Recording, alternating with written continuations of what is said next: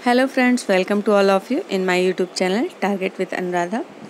अभी मैं जो है आप सभी के लिए जूनियर हाई स्कूल प्रधानाध्यापक एवं सहायक अध्यापक भर्ती परीक्षा हेतु जो प्रैक्टिस सेट हम लोग कर रहे थे उसमें सामान्य ज्ञान के और विज्ञान के 50-50 क्वेश्चन, साथ ही साथ मैथ्स के अब तक 40 क्वेश्चन हम लोग कर चुके हैं, जिसे कि 4 अलग अलग भागों में मैंने किया है और 10 क्वेश्चन अभी मैथ्स के बचे हुए थे, वही लेकर के आई हूँ। तो चलिए फ्रेंड्स, उसको करते हैं। और अगर वीडियो आपको अच्छा लगता है तो इसे लाइक करिएगा, साथ ही साथ शेयर करिए और अगर चैनल पर नए हैं तो सब्सक्राइब कर दीजिएगा। तो पहला क्वेश्चन है, 3 संख्याओं में से पहली 2 का योगफल 55 है, दूसरी और तीसरी का योगफल 65 है और पहली के 3 गुना के साथ तीसरी का योगफल 110 है। तीसरी संख्या है क्या? A 25, B 30, C 35, D 28। तो यहाँ पे क्वेश्चन में दिया हुआ है कि 3 संख्याएं हैं। मान लीजिए कि अगर 3 संख्याएं XYZ अगर आप मानते हो तो पहली जो 2 संख्याएं हो जाएंगी उसका योगफल 55 होगा, दूसरी और तीसरी संख्याओं का योगफल 65 होगा। पहली के 3 गुनी संख्या जो होगी उसके साथ तीसरी का योगफल जो होगा वो 110 के बराबर होगा और तीसरी संख्या पूछ रहा है, तीसरी संख्या का मान कितना है। तो चलिए फ्रेंड्स, इसको सॉल्व कर लेते हैं हम लोग।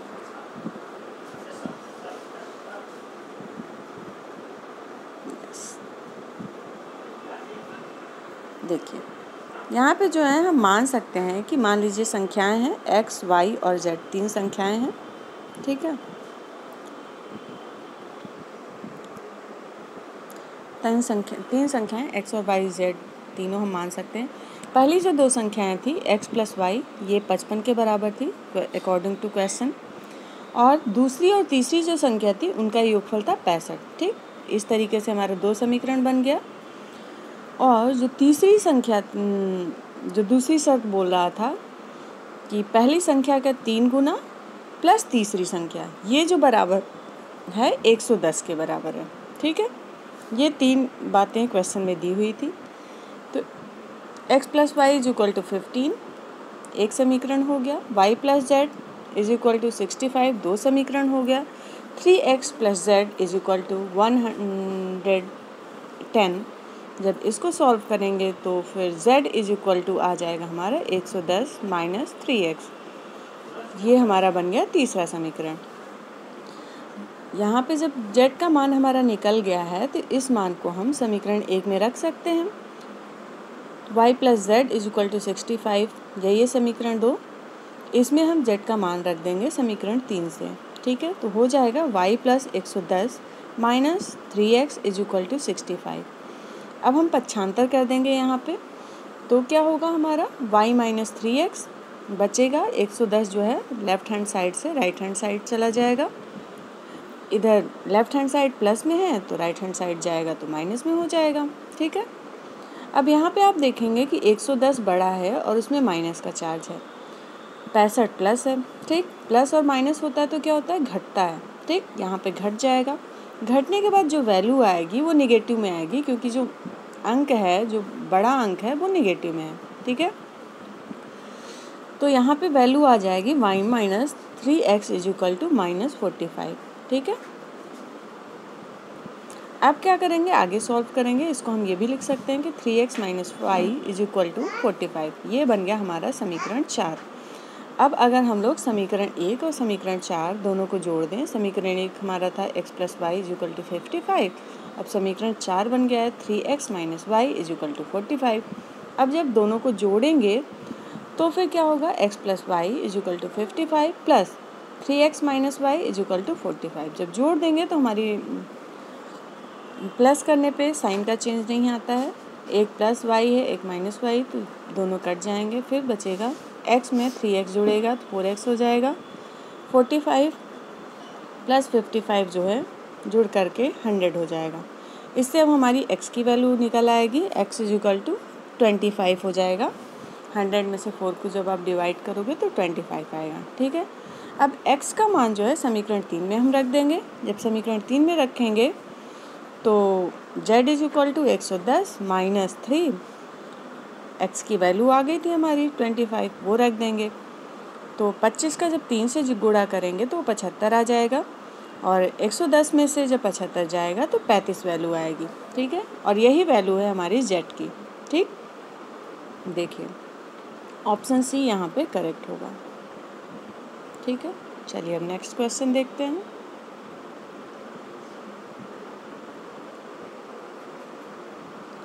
यदि A X square plus B X plus C is equal to 0 का मूल अल्फ़ा और बीटा है तो द्विघात समीकरणों में से जिसका मूल 1/अल्फ़ा और 1/बीटा है निम्नलिखित में से कौन सा होगा।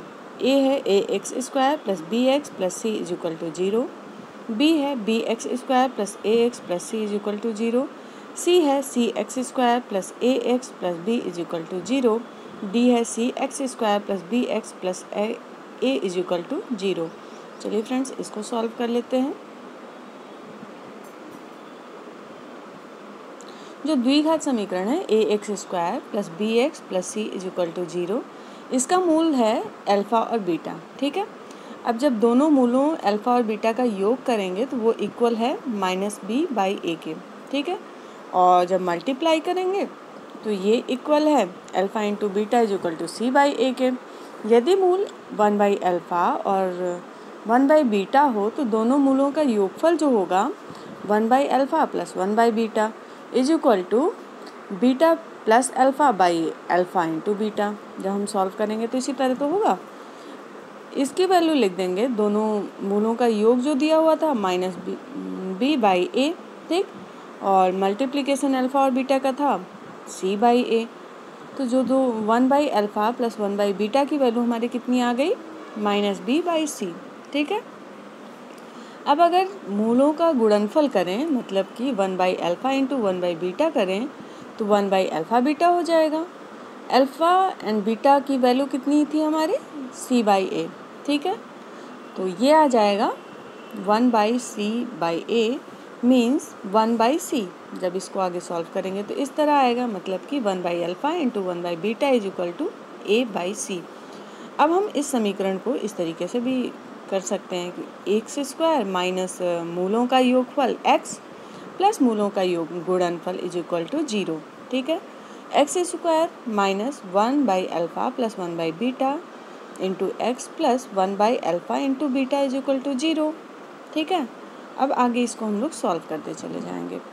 आगे सॉल्व करेंगे तो अब आएगा 1/एक्स स्क्वायर माइनस 1/अल्फ़ा प्लस 1/बीटा की वैल्यू हम पहले निकाल चुके थे, कितनी थी 1/अल्फ़ा प्लस 1/बीटा, ठीक है। इसकी वैल्यू थी -b/c, ठीक। रख दिया हमने यहाँ पे -b/c इंटू एक्स कर दिया प्लस अल्फ़ा 1/अल्फ़ा इंटू 1/बीटा की वैल्यू कितनी आई थी a/c, ठीक है। इसको भी हमने यहाँ पे रख दिया इज इक्वल टू 0 हो गया। अब आगे सॉल्व करेंगे तो फिर क्या करेंगे, x square plus bx/c plus a/c is equal to 0। अब हम जो है c को राइट साइड हमको ले जाना है तो उसके लिए ज़रूरी है कि सबका हल बराबर होना चाहिए। c को मल्टीप्लाई कर देंगे एक्स स्क्वायर से तो आ जाएगा हमारा cx square plus bx plus a। अब c को अगर राइट साइड लेते जाएंगे तो 0 से किसी भी संख्या का गुणा अगर करेंगे तो 0 ही होता है, ये तो आपको पता ही है। और यही हमारी वैल्यू आ गई। अब cx square plus bx plus a is equal to 0। ये हमारा क्वेश्चन हो गया सॉल्व। चलिए देखते हैं ये किस में है, cx square plus bx plus a is equal to 0, ठीक है।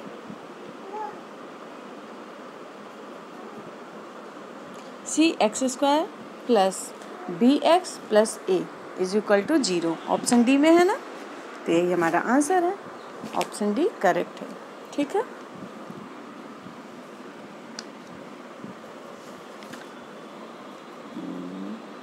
ऑप्शन डी, ठीक है। अरे बेटा नेक्स्ट क्वेश्चन, यदि x to the power 4 minus 2x square, यदि x to the power 4 minus 2x square minus 3 is equal to 0 तो x की अनेकों में से एक मूल्य ज्ञात करना है। a है √3, b है 3, c है 5 और d है √5। चलिए इसको सॉल्व करते हैं हम लोग।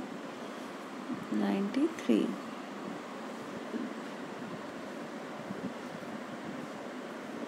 X to the power 4 minus 2x² minus 3 is equal to 0 है।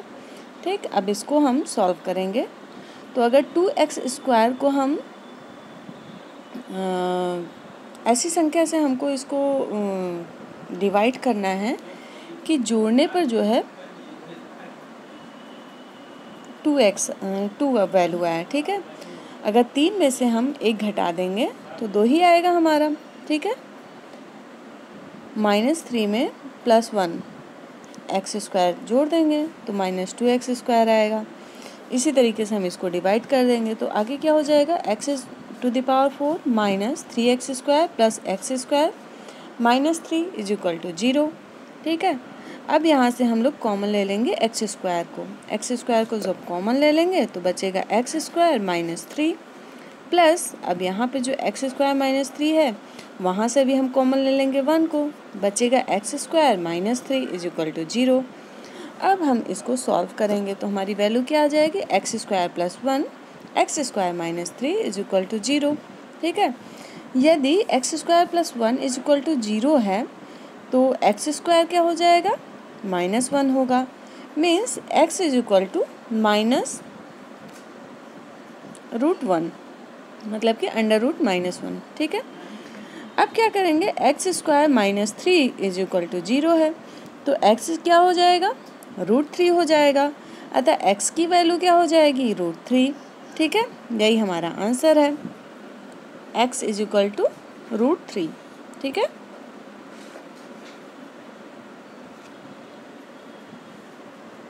ऑप्शन ए में आप देख रहे होंगे दिया हुआ है x is equal to √3। Answer आ गया ना, ऑप्शन ए करेक्ट है।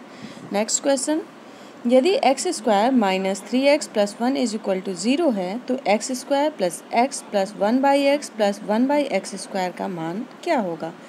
a है 7, b है 8, c है 9, d है 10। चलिए अब इसको भी सॉल्व करते हैं हम लोग।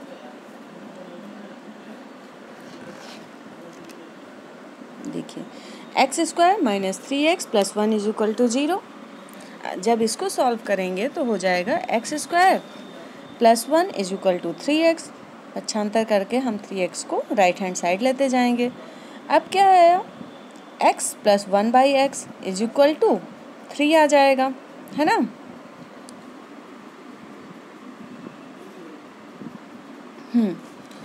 अब क्या करेंगे, इसीलिए x² plus 1/x² is equal to 3 का स्क्वायर हो जाएगा। ठीक है, -2। ठीक, यहाँ पे हम वैल्यू पुट कर देंगे जो क्वेश्चन दिया हुआ था, x² plus x plus 1/x, ठीक, प्लस 1/x²। जब पुट करेंगे तो यह वैल्यू आएगी, x² प्लस 1x² हो जाएगा 3² माइनस 2 इज इक्वल टू 7। ठीक है, अब इसको हम आगे सॉल्व करते हैं। इसीलिए x² plus 1x plus 1/x plus 1/x² जो हो जाएगा, ये होगा x plus 1/x plus x² plus 1/x²। और 1/x की वैल्यू कितनी आ गई थी, 3 आई थी। ठीक है, और x² प्लस 1/x² की वैल्यू आई 7। जब दोनों को जोड़ेंगे तो 10 वैल्यू आ जाएगी और यही है आंसर। कितना आसान है, ऑप्शन डी करेक्ट है। ठीक है, नेक्स्ट क्वेश्चन, यदि x/2 minus 5 is less than x/2 minus 4 तो x का सबसे बड़ा मूल्य ज्ञात करना है यदि x क्या है, सम संख्या है। ठीक है, a है 4, b है 6, c है 2, d है 8। ठीक, चलिए अब इसको सॉल्व करते हैं। 95,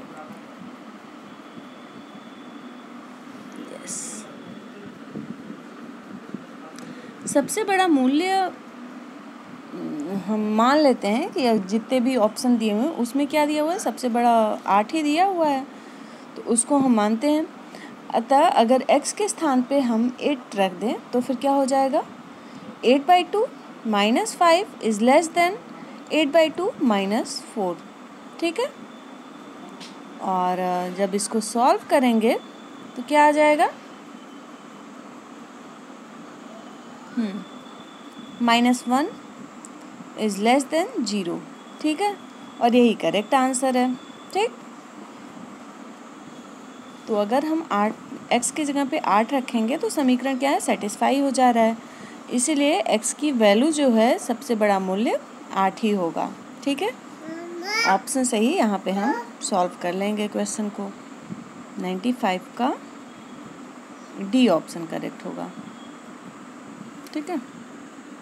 95 का डी ऑप्शन करेक्ट होगा, यस, 8 वैल्यू रहेगी।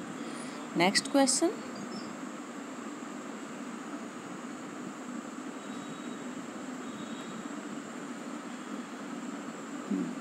यदि 3/7 P is equal to 4/11 Q है तो क्रमशः P तथा Q का अनुपात क्या है? ए है 12:77, बी है 12:33, सी है 28:33, डी है 3:28। तो चलिए इसको सॉल्व करते हैं।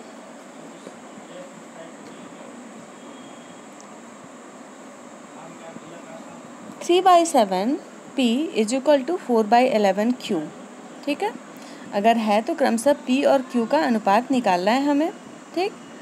तो यहाँ पे क्या करेंगे, 11 × 3P is equal to 7 × 4Q, पक्षांतर करके लेफ्ट एंड राइट साइड अंकों को ले जाएंगे, फिर आंसर क्या आ जाएगा, 33P is equal to 28Q। P/Q का जो आंसर आएगा वो आएगा 28/33, मीन्स P एंड Q का अनुपात क्या हो जाएगा, 28:33, ठीक है, यही आंसर है। ऑप्शन सी में हमारा आंसर आ गया, यहाँ पे आप देख रहे होंगे 28:33, यही आया ना, इसको हम कर देंगे। नेक्स्ट क्वेश्चन, दो संख्याएं जिनका योगफल 84 है वे निम्नलिखित में से किस अनुपात में नहीं हो सकती हैं? ए है 5:7, बी है 13:8, सी है 1:3 और डी है 3:2। तो दो संख्याएं जिनका की योगफल 84 है वो जो है निम्नलिखित में से किस अनुपात में नहीं हो सकती हैं, ये बताना है, ठीक है। चलिए इसको सॉल्व कर लेते हैं हम लोग। अगर हम विकल्पों के आधार पर इसको सॉल्व करेंगे तो ज़्यादा सही पड़ेगा, ठीक है। यदि 84 को दो संख्याओं से विभाजित किया जाए तो अगर विकल्प ए से देखें तो विकल्प ए में दिया हुआ है 5:7 दिया हुआ है। अब हम इसको चेक कर लेते हैं, 84 × 5/5 + 7, जब इसको सॉल्व करेंगे तो आंसर आ जाएगा हमारा 35, और 84 × 7/5 + 7, जब इसको सॉल्व करेंगे तो आ जाएगा 49, ये तो सेटिस्फाई कर रहा है। नेक्स्ट ऑप्शन देख लेते हैं, 84 × 13/13 + 18, ये आ रहा है 52, और 84 × 8/13 + 8, ये आ रहा है 32 के बराबर।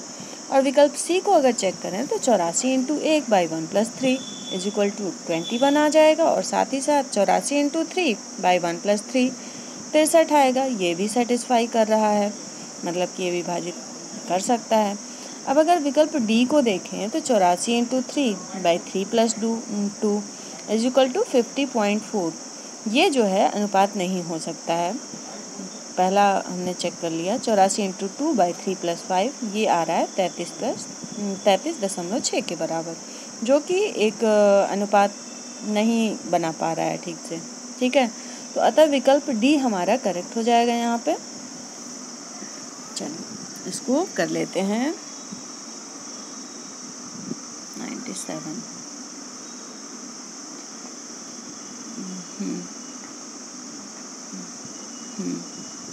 यहाँ पे डी ऑप्शन हमारा करेक्ट हो जाएगा, ठीक है। नेक्स्ट क्वेश्चन, यदि x - y अनुपात y - z अनुपात z - k is equal to 2:3:5 हो तो z अनुपात x + k का मान क्या होगा? ए है 1:2, बी है 2:1, सी है 1:3 और डी है 1:4। अब इसको सॉल्व करना है, चलिए करते हैं।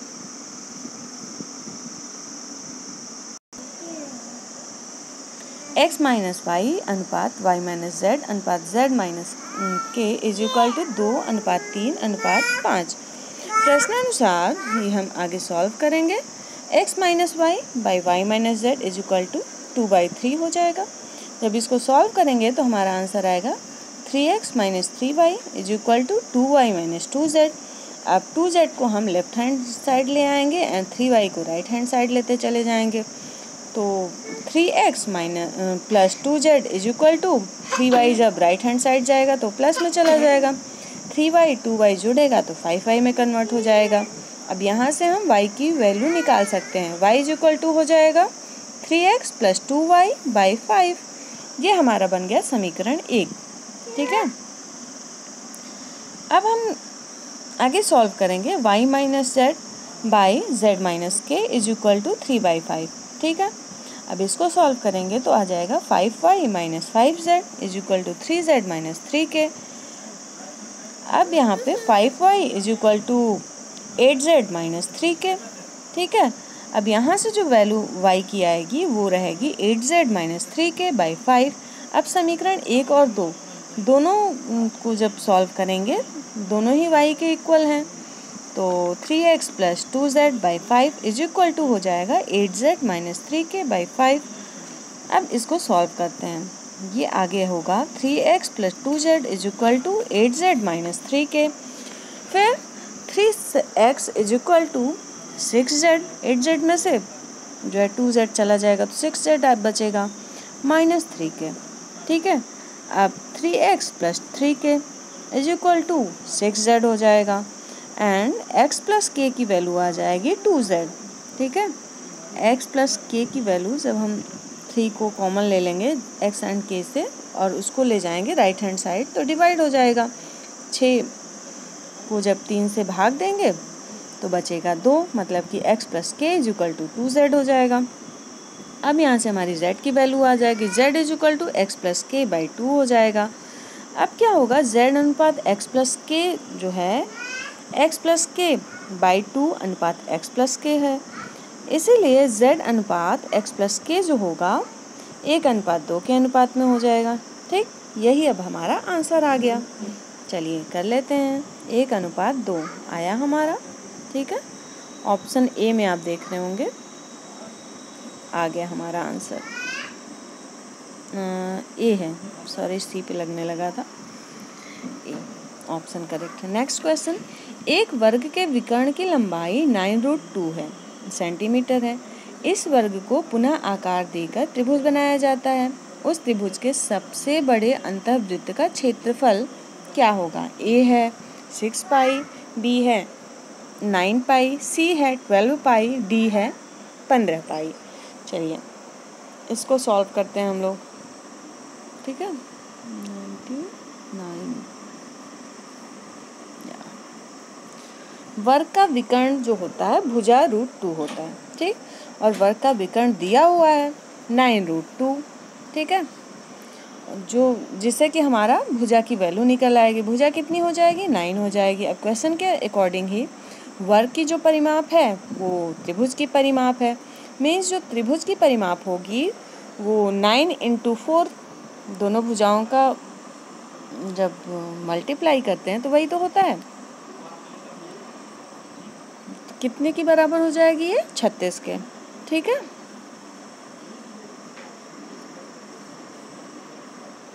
अब क्या करेंगे?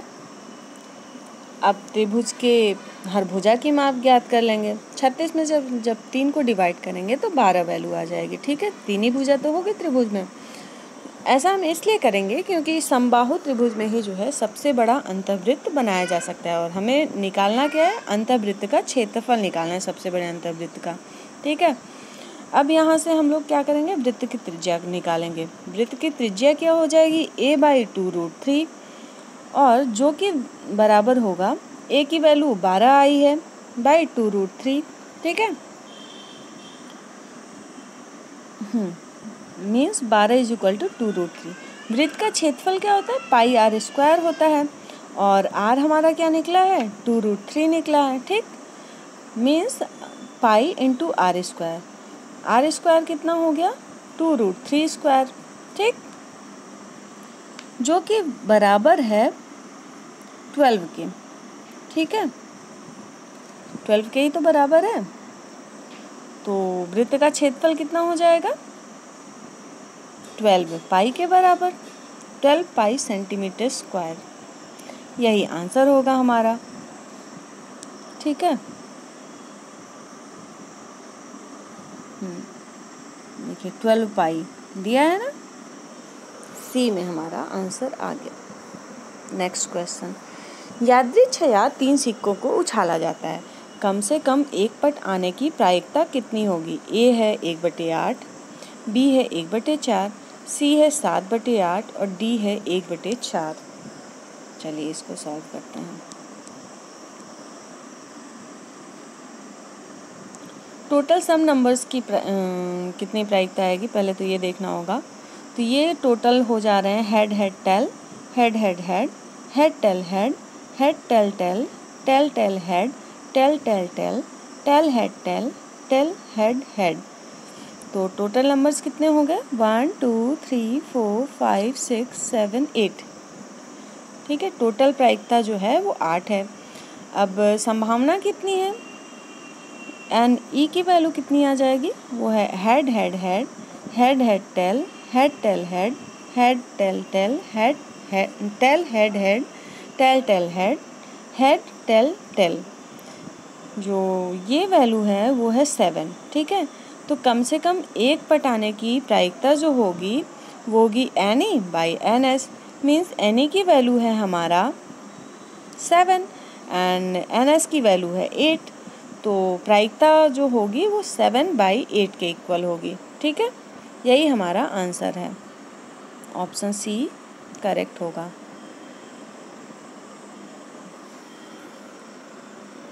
तो फ्रेंड्स, आज का वीडियो कैसा लगा? आई होप अच्छा लगा होगा। तो इसे लाइक करिए, साथ ही साथ शेयर करिए और सब्सक्राइब करिए। Thanks for watching, bye bye.